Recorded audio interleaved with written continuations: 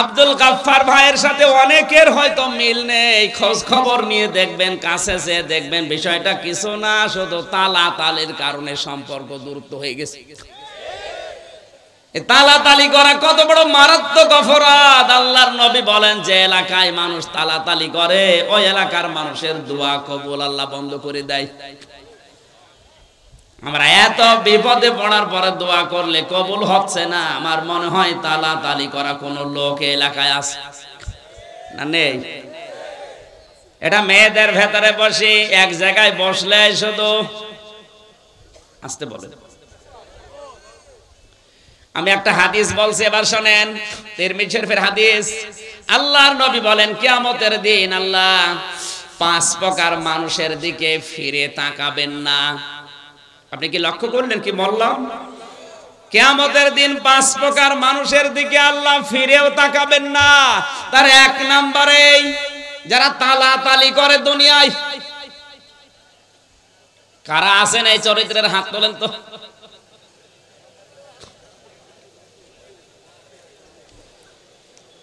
এই খেয়াল করেন, মুসা আলাইহিস সালামের জামানায় অনেকদিন বৃষ্টি বন্ধ ছিল। হযরতে মুসা উম্মতগুলোকে নিয়ে চাটিয়াল ময়দানে গেলেন। নামাজ পড়ার পরে দোয়া করলেন, আল্লাহ তুমি আমাদেরকে বৃষ্টি দাও। 3বার মোনাজাত করার পরে বৃষ্টি হয় না। মুসা নবী রাগী নবী ছিলেন, তিনি রেগে গেলেন। ডাক দিয়ে বলে, রব্বুল আলামিন, এগুলো নয় আমার উম্মত, আমার মায়া লাগে, কিন্তু তোমার তো বান্দা, তোমার মায়া লাগে না। আল্লাহ তাআলা বলেন, মুসা মায়া লাগে তো বৃষ্টি দাও না কেন? দেব না। তোমার বান্দা মায়া লাগে তুমি নিজে বললে, তারপরও বৃষ্টি দেবা না মানে বলছে দেব না, দেওয়াই লাগবে। আল্লাহ তাআলা বলেন, মুসা বৃষ্টি আমি দিতে পারি কিন্তু দেব না, কারণ যাদেরকে নিয়ে দোয়া করলে ওর ভেতরে নামিমা তালাতালি করা একজন মানুষ আছে, ওরে যতক্ষণ বের করে না দিবা ততক্ষণ দোয়া কবুল হবে না। হযরতে মুসা ডাক দিয়ে বলে, রব্বুল আলামিন, তুমি শুধু ওই লোকটার নাম বলো, দেখো কি করে ওর ঘাট ধরে বের করে দেব। আল্লাহ তাআলা বলেন, না, আমি নিজেই নাম ধরে গীবত করতে নিষেধ করি, আর আজকে আমি নিজে নাম ধরে গীবত করব, হবে না। মুসা নবী বললেন, আল্লাহ আমি তো আর আলিমুম বিযাতিস সুদূর না, মানুষের মনের খবর আমি তো জানি না, সুতরাং এই মুহূর্তে যদি ওর নাম ধরে তোমারে বলি, এতগুলো মানুষের সামনে তুমি ওর ঘাড়ে ধাক্কা দিয়ে বের করে দিবা, অপমান হবে, আমি পারবো না। হযরতে মুসা বলে, আল্লাহ আমি তো জানি না মানুষের মনের খবর, আমি টের পাবো কি করে?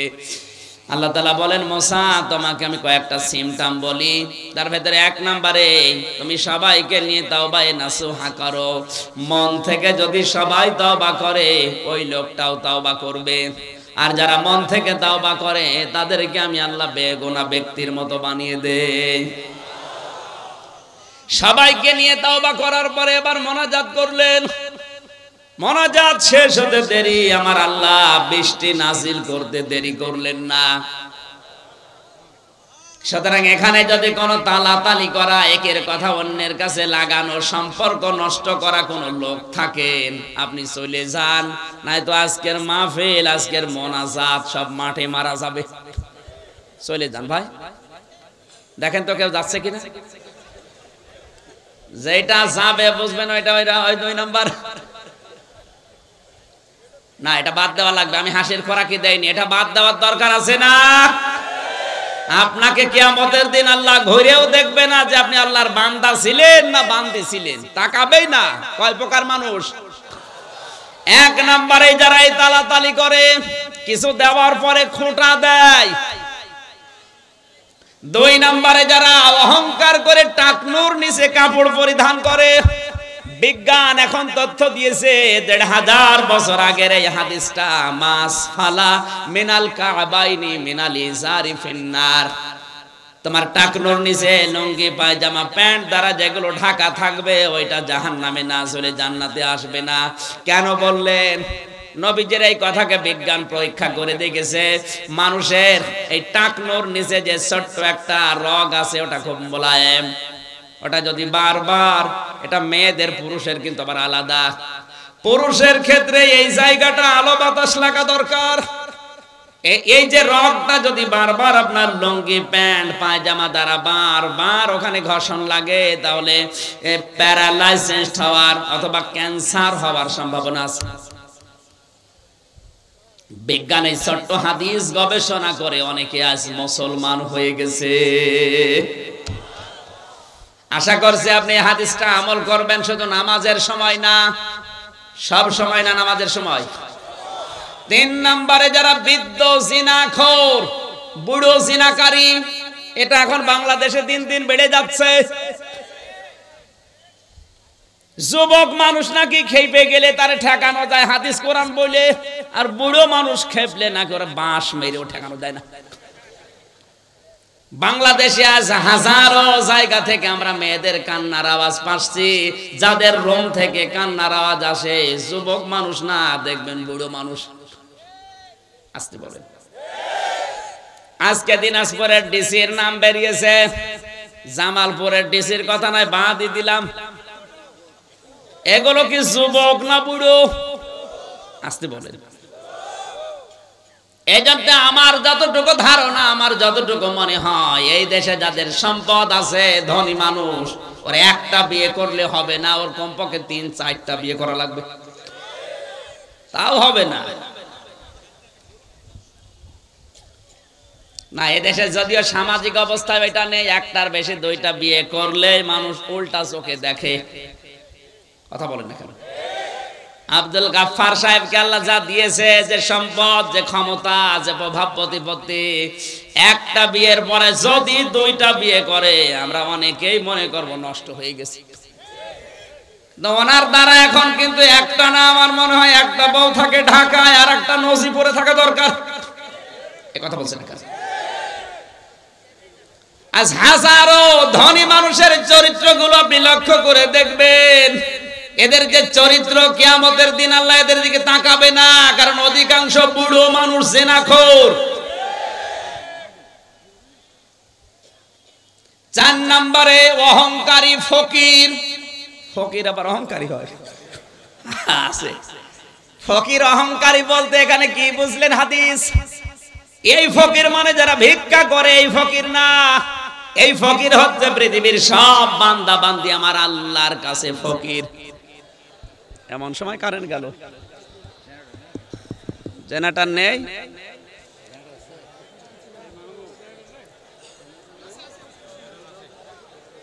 এত দেরি হলে তো সম্ভব না, ওখানে একদম বসে থাকেন। আমাদের বিদ্যুৎ অফিসের এরকম ইনফরমেশন ছিল না। ইলাহা ইল্লাল্লাহ সুবহানাল্লাহ আলহামদুলিল্লাহ লা ইলাহা ইল্লাল্লাহ সুবহানাল্লাহ আলহামদুলিল্লাহ লা ইলাহা ইল্লাল্লাহ লা ইলাহা ইল্লাল্লাহ মুহাম্মাদুর রাসূলুল্লাহ। আমার ভাইরা, আল্লাহ রাব্বুল আলামিনের তুলনায় আমরা যারা পৃথিবীতে আছি, আল্লাহ বর্ণনা দিয়েছেন আল্লাহুল গানিয়্যু ওয়া আনতুমুল ফুকারা। হে পৃথিবীর মানুষেরা, আমি আল্লাহ শুধুমাত্র ধনী, তোরা সব ফকির। আল্লাহর তুলনায় আমরা কি? আরো জোরে। শুধু ফকির না, ফকিরের ঘরের ফকির। ফকির না আমরা? এই জন্য ফকির যারা আমরা, আমাদের অহংকার সাজে না। কি হনু রে, হনুমান হয়ে গেছে। অহংকার যাদের ভেতরে পয়দা হয়, এটা দূর করা লাগবে, নয়তো কিয়ামতে আপনি আল্লাহর নজর পাবেন না। শেষ নম্বরে আল্লাহর নবী বলেন, কিয়ামতের ময়দানে ওই মানুষগুলোর দিকে আমার আল্লাহ তাকাবে না যারা, এটার বলার দরকার নেই, পৃথিবীতে যারা মিথ্যাবাদী প্রেসিডেন্ট, মিথ্যাবাদী যারা প্রধানমন্ত্রী, এদের দিকে আল্লাহ কিয়ামতের দিন তাকাবে না। এটা এই দেশে নেই, যে দেশে আছে ওই দেশে গেলে আমি বলবো। সুতরাং এই 5 প্রকার মানুষের নাম আমি হাদিসের ভেতরে পেয়েছি, তিরমিজি শরীফের হাদিস। আমরা জানা এর ভেতরে পড়ে না যাই, জোরে বলেন আমিন। আমার বন্ধুরা, তালাতালি করা লোক যারা আছেন চরিত্র পাল্টান। এটা আবু লাহাবের স্ত্রী উম্মে জামিলের চরিত্র। এটা মেয়েদের ভেতরে যেহেতু বেশি সম্মানিতা মা বোনেরা, নবীজি মেরাজের রাত্রে জাহান্নামে মেয়েদেরকে বেশি দেখেছেন 2টা কারণে। 1 নম্বরে মেয়েরা বিনা কারণে স্বামীর হুকুম ছাড়া এক বাড়ি থেকে আরেক বাড়ি সে গল্প করে। সে গল্প কোরআন হাদিসের না, শুধু তালাতালি আর স্বামীর বদনাম। এরকম বউ আছে কার হাত বলেন তো? আলহামদুলিল্লাহ, এলাকায় এরকম মহিলা নেই। আবু লাহাবের কথা বলছিলাম। বিশ্বনবী মুহাম্মদ রাসূলুল্লাহর পেছনে এত বেশি লেগে থাকার কারণে আল্লাহ পাক তার নামে সরাসরি সূরা নাজিল করেছেন। কথা বলেন ঠিক কিনা? তার চাইতেও ভয়ঙ্কর তো কাফের ছিল, কিন্তু তাদের নামে তো আল্লাহ সূরা দেয়নি। যেমন আবু জেহেল, উতবা, শাইবা, মুগীরা, তাদের নামে কিন্তু আয়াত আছে, সূরা নেই। ওয়ালিদ ইবনে মুগীরার নামে একটা আয়াত আল্লাহ দিয়েছেন, সূরা কলমের 13 নম্বর আয়াত, উতুল্লিম বাদা যালিকা সানিম। এতটুকুই শেষ। কিন্তু এই লোকটার নামে সরাসরি আমার আল্লাহ কোরআনে কারিমে আয়াত দিয়েছেন, সূরা পর্যন্ত নাযিল করলেন। আবু জেহেলের নামে একটা আয়াত আছে মাত্র সূরা আলাকে, কিন্তু আয়াত সূরা নেই। আর এই লোকটার নামে আয়াত না সূরা? বলেন, এত বড় একটা সূরা আল্লাহ তার নাম দিয়ে, তার স্ত্রীর নাম দিয়ে নাযিল করলেন। তার মানে আল্লাহর কাছে আবু জেহেলের চাইতে আবু লাহাব আরো ঘৃণিত, নিকৃষ্ট। বলেন, অথচ এই লোকটা মারা যাওয়ার পর প্রত্যেক সোমবারের দিন শুধু এই 2টা আঙ্গুল, এই শাহাদত আঙ্গুল আর এই পাশেরটা মুখের ভেতরে নিয়ে যে চশা মারে, ওর ভেতরে শরবত আমার আল্লাহ জারি করে দেয়। তাফসীরের কিতাবে দেখলাম কেন এত বড় অপরাধীকে আমার আল্লাহ এই শান্তি কেন দেয়। আল্লাহর নবী যেদিন জন্মগ্রহণ করে, বিশ্ব নবীর এই জন্মের কথা আবু লাহাবের এক দাসী, বাড়ির কাজের মেয়ে, এই মেয়েটি যে ডাক দিয়ে বলে, মালিক আমি জানি আপনার হুকুম ছাড়া বাইরে যাওয়া নিষেধ, কিন্তু আজকে আপনাকে আমি এমন একটা সংবাদ দেওয়ার জন্য এসেছি যেটা না দিয়ে আমি আর স্থির থাকতে পারলাম না। আপনার মরা ভাই আব্দুল্লাহর একটা এতিম সন্তান দুনিয়ায় এসেছে, আকাশের চাঁদের চাইতেও সুন্দর। আপনার ভাই থাকলে অনেক খুশি হতো। আবু লাহাব ওই দিন ডাক দিয়ে বলেছে, আমার ভাই থাকলে আনন্দ তো অনেক বেশি হতো। আমার ভাই যখন নেই, আমার মরা ভাই আব্দুল্লাহর এতিম সন্তানের সুসংবাদ যখন দিলে, তোমার আজ খালি হাতে ফেরত দিতে পারি না। আজকে তোকে আমি একটা পুরস্কার দিলাম, এই 2টা আঙ্গুল দিয়ে বলেছিল তোরে আমি আজাদ করে দিলাম, মুক্ত করে দিলাম। আল্লাহ পাকের কাছে এই বিষয়টা এত পছন্দনীয়, কারণ এই কথাটা করেছে, এই কাজটা করেছে ও নবীর পক্ষে। কার পক্ষে বলেন? এত বড় কাট্টা কাফের নবীর পক্ষে অবস্থান নেওয়ার কারণে এই যে 2 আঙ্গুল নিয়ে, এই জন্য কিয়ামত পর্যন্ত ওই 2টা আঙ্গুল শুধু সোমবারের দিন একটু চষা দেবে, সর্বদা আমার আল্লাহ জারি করে দেবে। বারবার এত ডিস্টার্ব হয় কেন? আমার বন্ধুরা, আমরা অনেকেই বালাগাল উলা বে কামালিহি পড়ে। আমার তো মনে হয় অনেক মুসলমান এটাকে দরুদ শরীফ মনে করে পড়ে, অথচ এটা দরুদ না, এটা কোরআনেরও আয়াত না, হাদিসেও নেই, এটা একটা কবিতা। এটা কি বলেন না কেন? আমি বিশ্বের যতগুলো দেশ এবার ঘুরেছি, আমি যতগুলো দেশে ঘুরলাম, সব দেশে কম বেশি এই বাক্যটা চলে, বালাগাল উলা বিকামালিহি কাশাফাত দুজা বিজামালিহি হাসনাত জামিউ খিসালিহি সাল্লু আলাইহি ওয়া আলিহি। তাও মানুষ এমনি এমনি পড়ে না, মহব্বত দিয়ে, ভালোবাসা দিয়ে, দরদ দিয়ে পড়ে। কেন? এটা কিন্তু নবীজি নিজে লেখেন নাই, সাহাবী লেখেন নাই, লিখেছেন শেখ সাদী রাহমাতুল্লাহ আলাইহি। সারাটা জীবন বিভিন্ন কবিতা লিখেছেন। 120 বছর তিনি হায়াত পেয়েছিলেন। 30 বছর একাধারে তিনি ছোটবেলা থেকে জ্ঞান অর্জন করেছিলেন। বাকি 30 বছর তিনি ওই জ্ঞানকে বিতরণ করেছিলেন। বাকি 30 বছর তিনি বিভিন্ন দেশে সফর করেছিলেন। বাকি জীবনের শেষ 30 বছর তিনি হাজারো বই লিখেছিলেন। গরিষ্ঠা অবস্থা এর ভেতরে অন্যতম হচ্ছে এই চরণটা।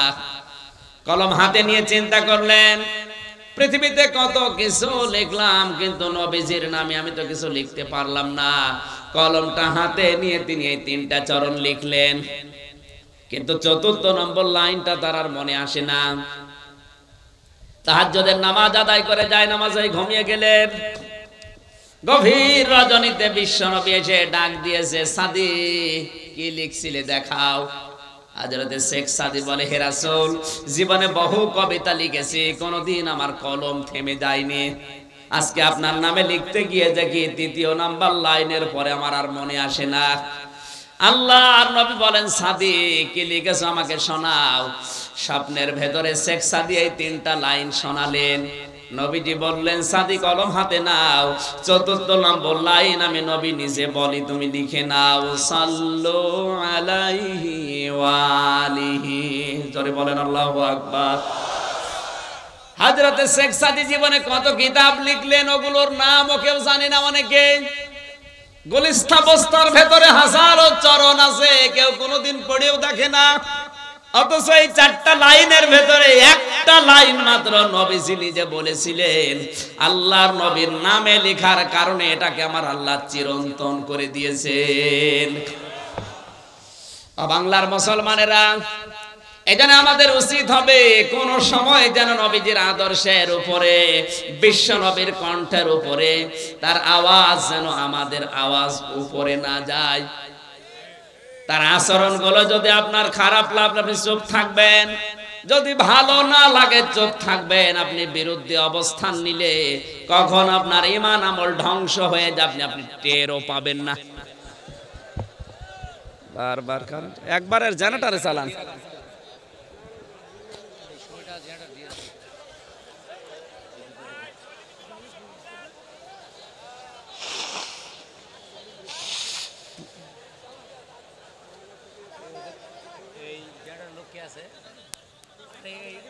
অবশেষে সময়টা জেনারেটর অফ করে না।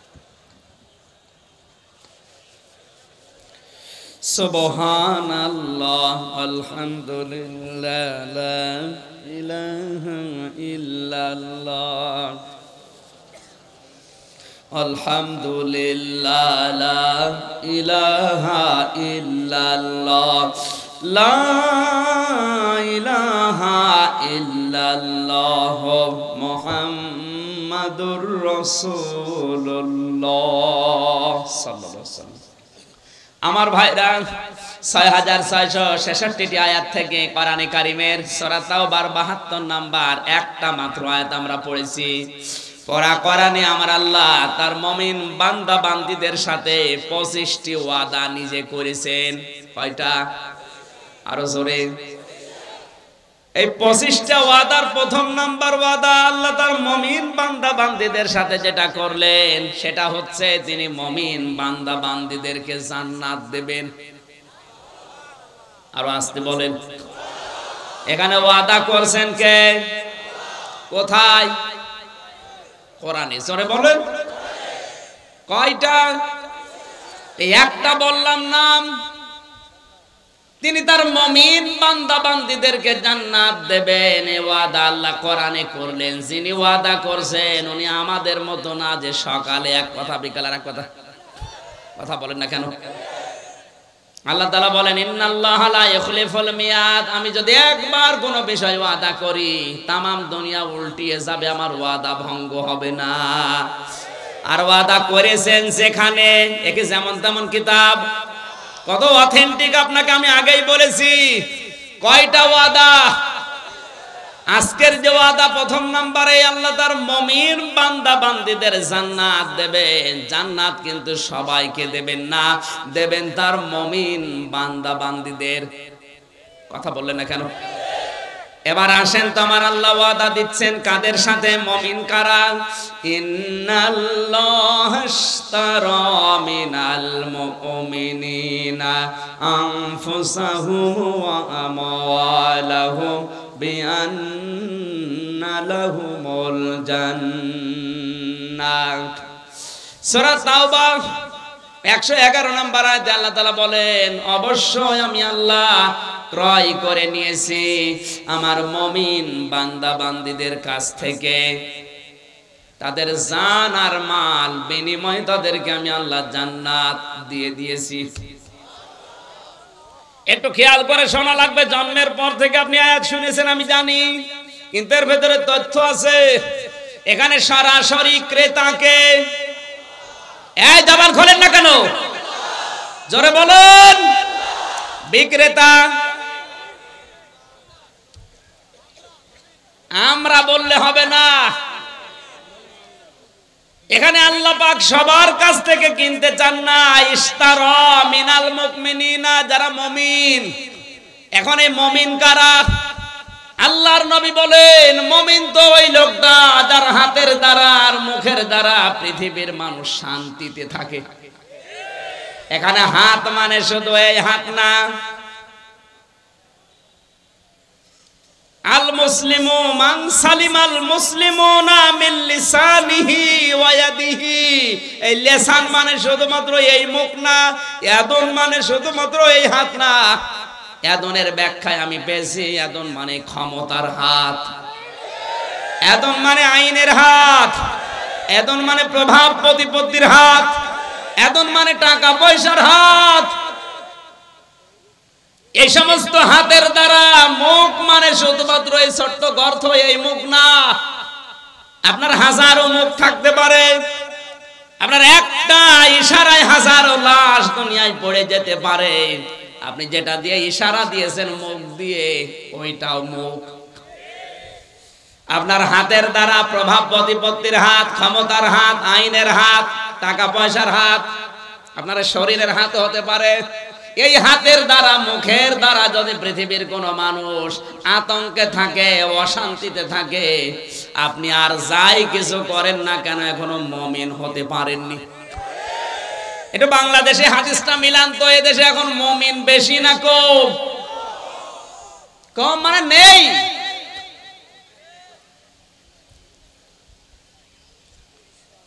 আমরা মনে করি এই দেশে 96% মুসলমান, এরপরেও দেশে ইসলাম কায়েম হয় না কেন?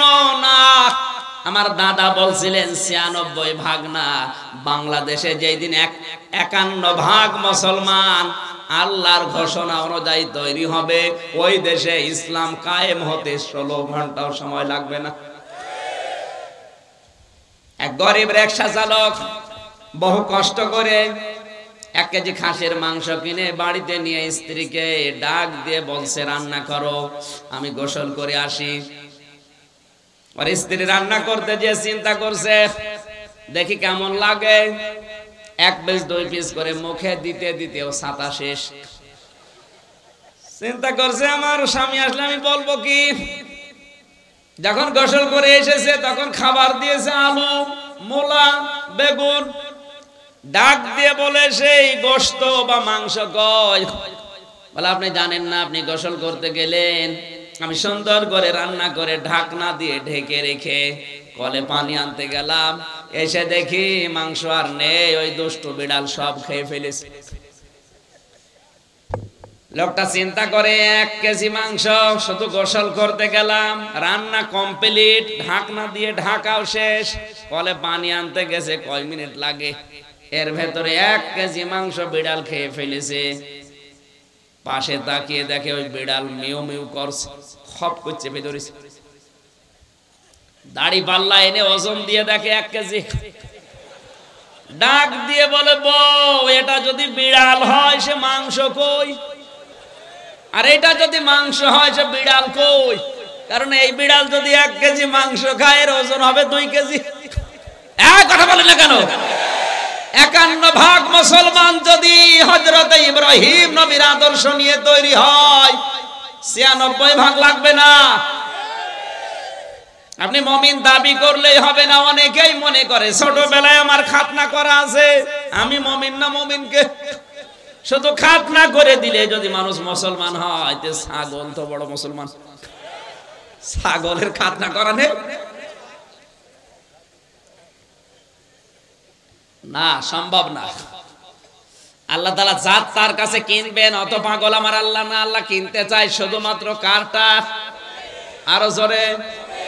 সুতরাং আপনি যদি মুমিন না হয়ে মাদ্রাসা বানিয়ে দেন, আপনার মাদ্রাসা আল্লাহ নেবে না। কারণ আল্লাহ নিতে চাই মিনাল মুমিনিনা, মুমিনদের কাছে। আল্লাহর টাকা পয়সা দরকার না, আল্লাহর দরকার আপনার ইচ্ছাটা।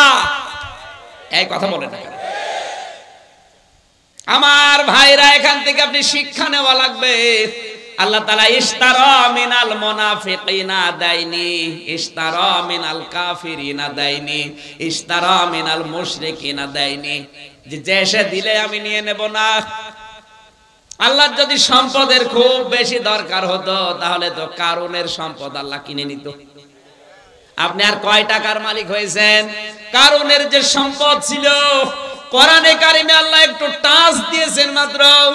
ইন্না কারুনা কানা মিন কওমি মূসা ফাবাগা আলাইহিম ওয়া আতাইনাহু মিনাল কুনুজি মা ইন্না মাফাতিহাহু লাতানু বিল উসবাতি উলিল কুওয়া। সূরা কসস 20 নম্বর পারা 13 নম্বর পৃষ্ঠা 12 নম্বর লাইন 10 নম্বর লাইনের 76 নম্বর আয়াতে আল্লাহ জানিয়েছেন, কারণ মুসা নবীর অবাধ্য ছিল, তাকে এত সম্পদের মালিক আমি আল্লাহ বানিয়েছিলাম। 70 জন যুবক মানুষ লাগতো তার শুধু চাবি বহন করতে। 70 জন যদি যুবক লাগে চাবি বহন করতে, তো তালা বহন করতে কতজন লাগবে? আর যদি তালা এত হয়, তো বাক্স কত ছিল? আল্লাহর সম্পদের দরকার হলে আপনার কথা আল্লাহ বলতো না কোরআনে, তাহলে কারণের নাম দিয়ে দিত। কথা বলেন না কেন? বাংলাদেশের দিকে যদি আল্লাহ আয়াতটা দিত, তাহলে কিছু মানুষের নাম আল্লাহ উল্লেখ করে দিত।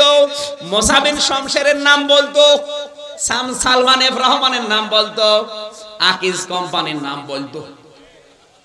আপনি কয় টাকার মালিক, আপনাকে তারা 10 বার না 100 বার 1000 বার কিনতে পারে, বেচতে পারে।